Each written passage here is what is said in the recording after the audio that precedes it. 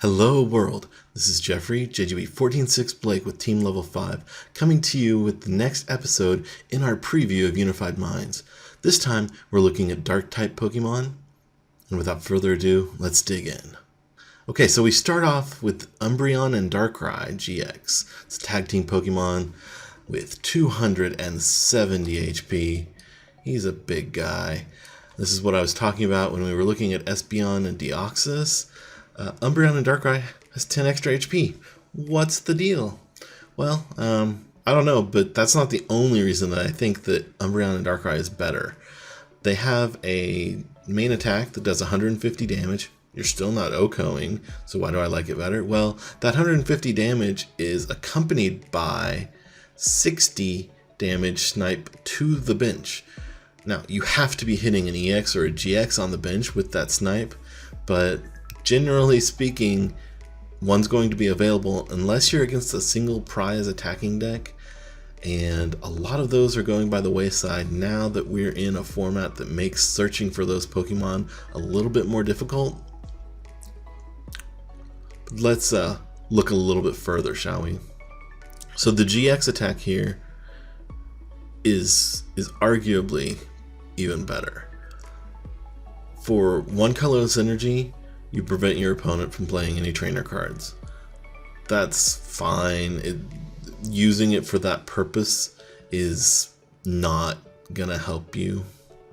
But if you have 5 extra dark energies on there, then you're going to, so you have to have 6 total.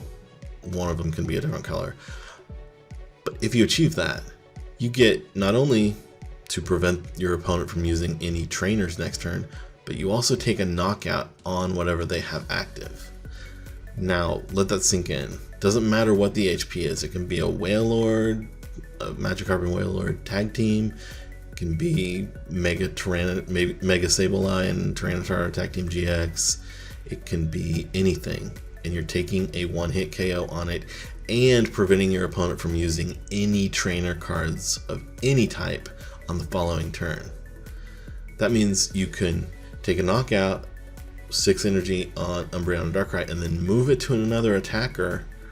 And as long as your opponent wasn't like somehow prepared, you can then have a bigger attacker to follow this up. You could hit for, I don't know, 210 with Mega Sableye and Tyrantiar Tag Team GX. I'm just saying, you could do some serious things here.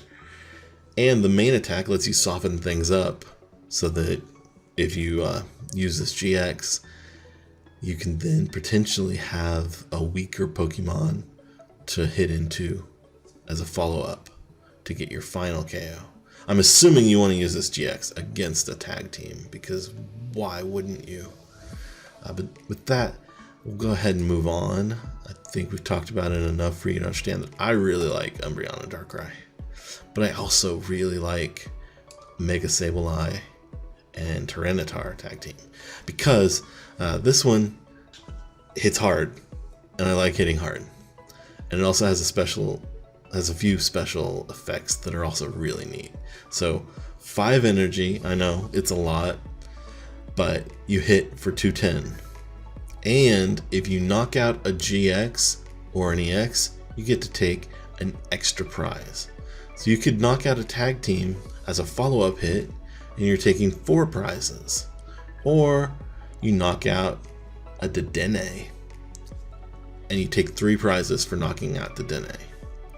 It's a really good way to close out games, I think, because you're able to close them out that much faster. Now again, it has to be against an EX or a GX, so you can't just take out a 1 prizer with this attack and draw 2 prizes. That doesn't work. The GX attack here is as good as Darkrai and Umbreon's. It's just even harder to set up. But we have tools to do so, and we'll talk about some of them.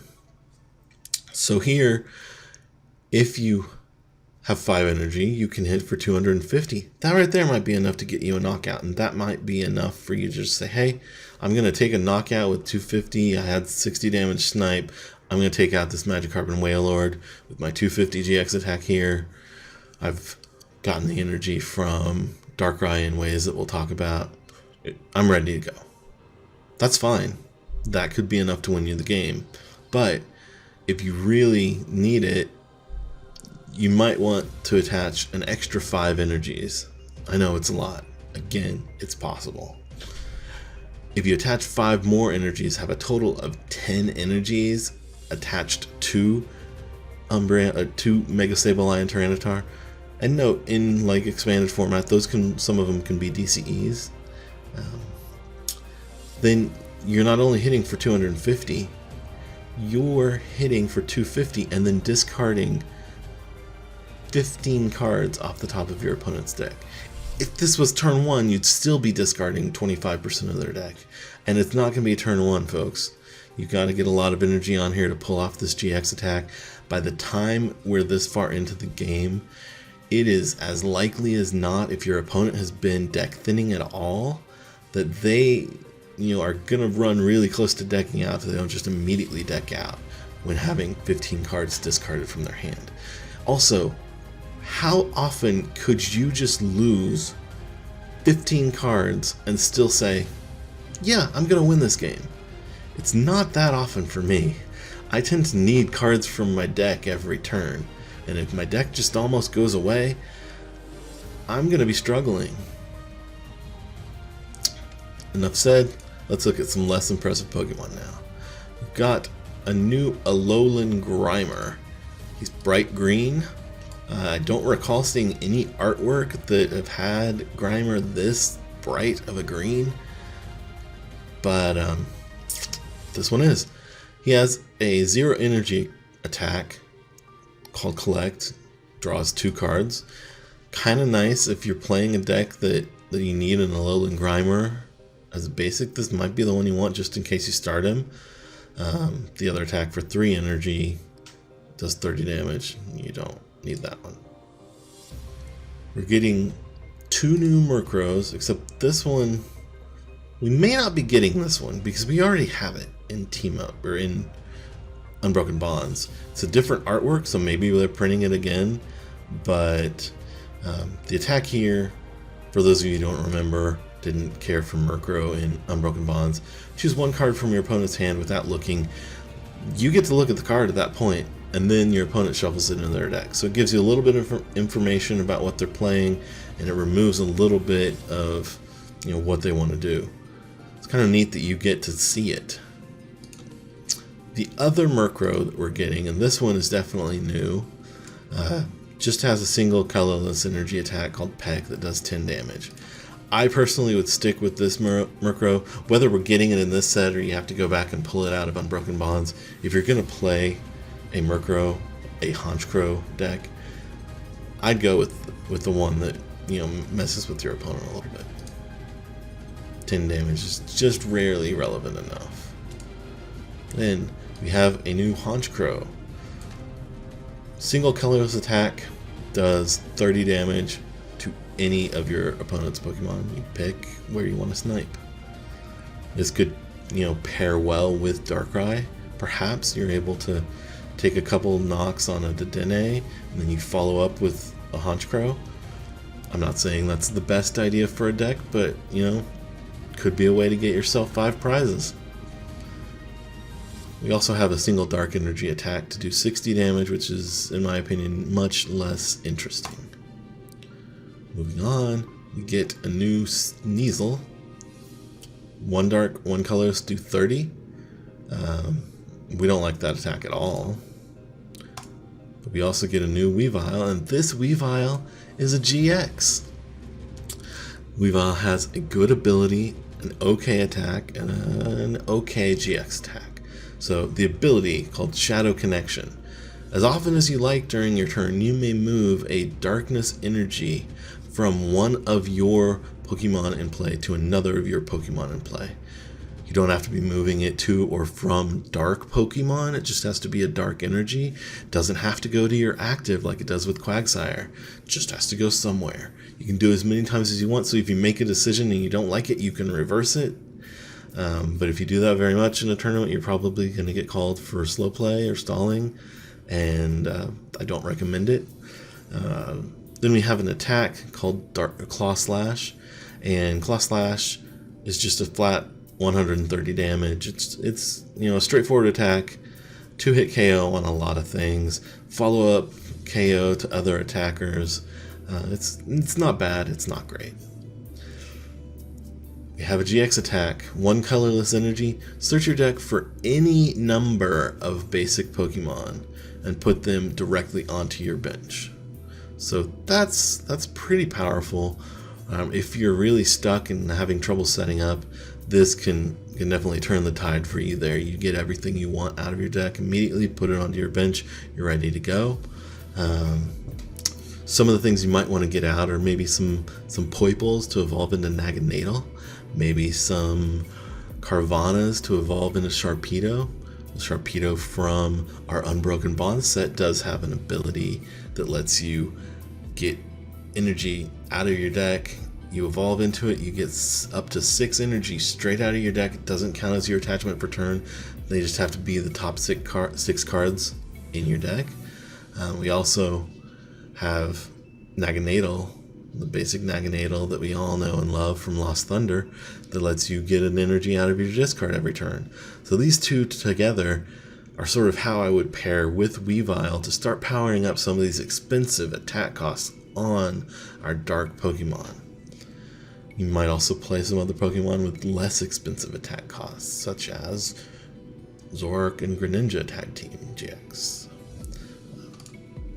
We'll move on and look at the brand new Sableye that we get.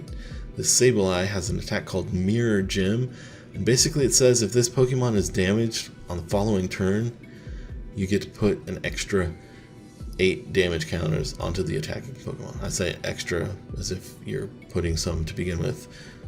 You're not, but it's just he gets attacked, you put 8 damage out there. I don't know that it's all that great really, because you're losing a prize and you're only putting 90 damage and you had to attach an energy. And I mean, yeah, if you could do 90 damage for 1 energy on a 1-prizer, that's great. But there's also ways that they could get around this. They don't have to attack. You only did 10 damage. They could, you know, there are fewer gusting options in the format, but they could gust around this. I don't think it's going to do enough to be worth the space and time that it's taking, unless your deck is just really slow for some reason. And then you slow it down further because you attach the energy here, but maybe Weavile helps with that. Got a Drapion. We talked about Scraggy a little bit in the Psychic video.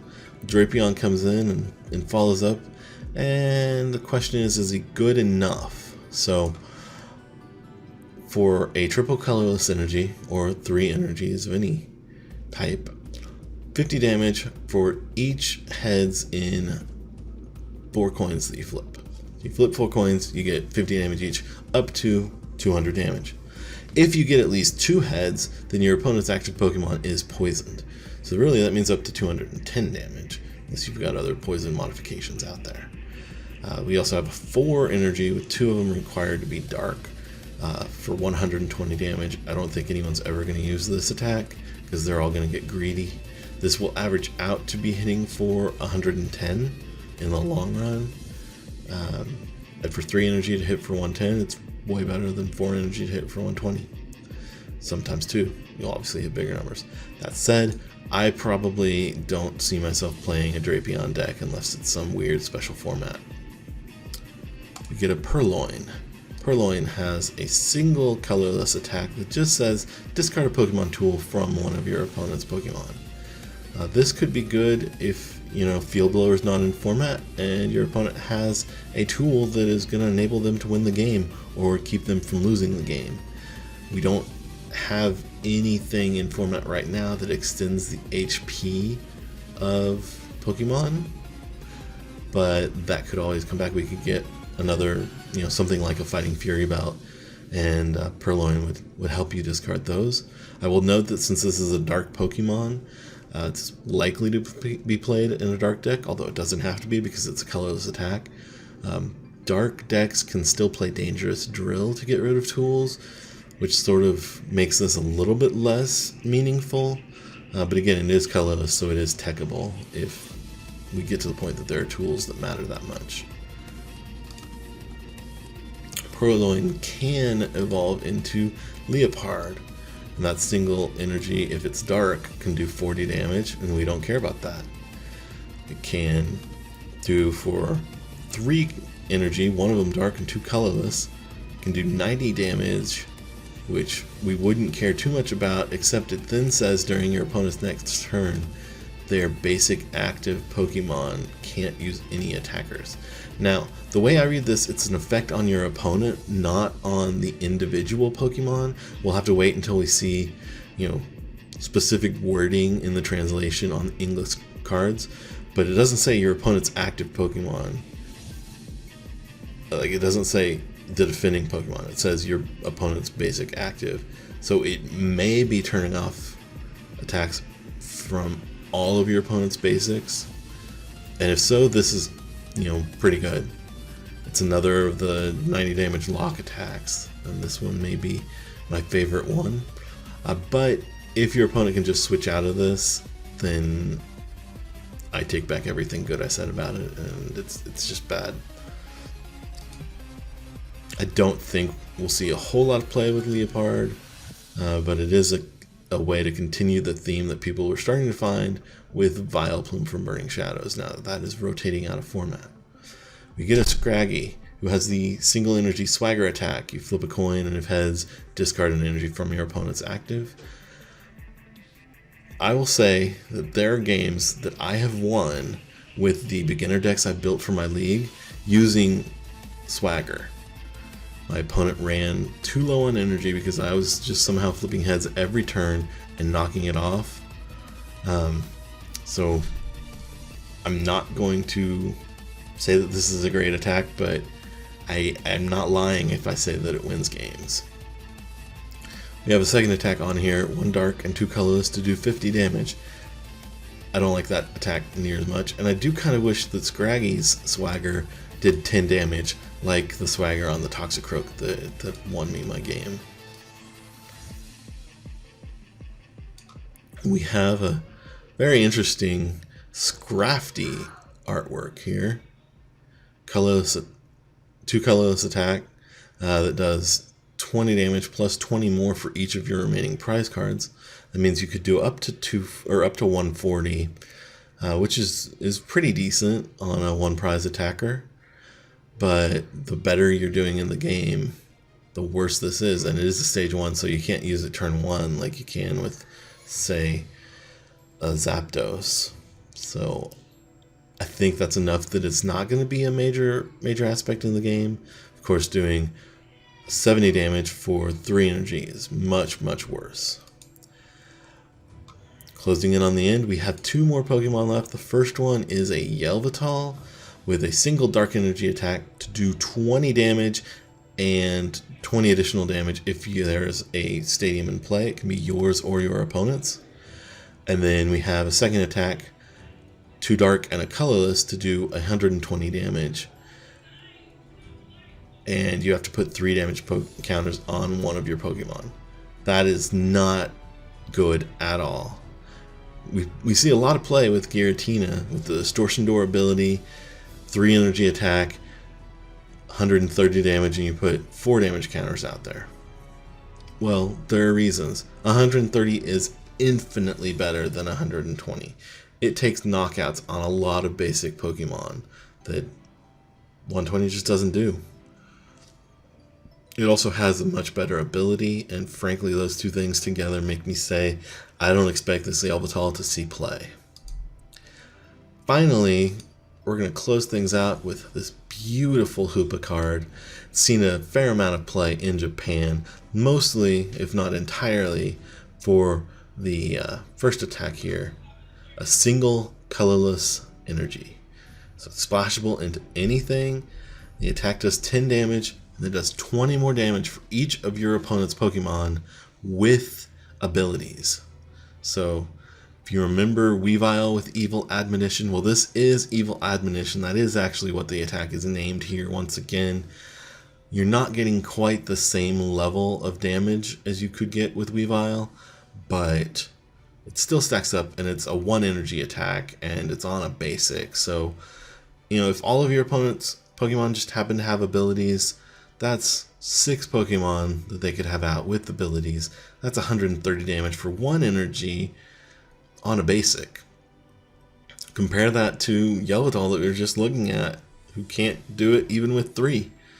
So yeah, definitely a card that we'll see play, will be teched in here and there.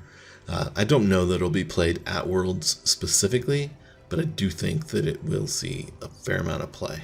The second attack for 3 colorless energy does a flat 80 damage. That damage is not affected by weakness or resistance, so it's literally a flat 80. You might find reasons you have to use that attack, but mostly you're here for the big show for the first attack. There are a lot of abilities being out there with some of the new Pokemon coming out. There are a lot of abilities, Mew Mew decks, that sort of thing. So yeah, definitely keep Hoopa in mind. With that, we are closing out our Dark Pokemon video today. So thank you for your time, and we'll be back with more soon.